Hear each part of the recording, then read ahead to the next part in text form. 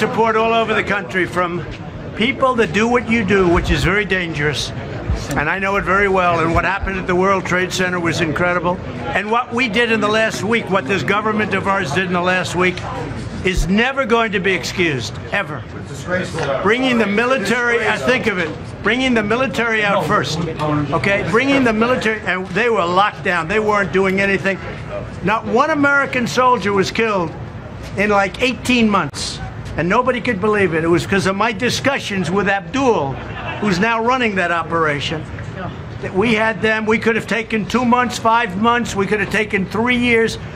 $85 billion worth of equipment we left behind. You couldn't fly the airplanes out? There was no reason for this. Military goes out last. They would have been totally safe. Those 13 warriors that were killed, I spoke to some of the parents. The parents will never be the same. They will never be the same. They don't understand it. They don't understand it. So I just want to thank you. I've been given so much support by the people that do what you do, the bravest people. But they didn't say what happened in the last week. We surrendered. And we can't let that happen, because that's a stain on our country that's worse than any stain we've ever had before. It's an embarrassment.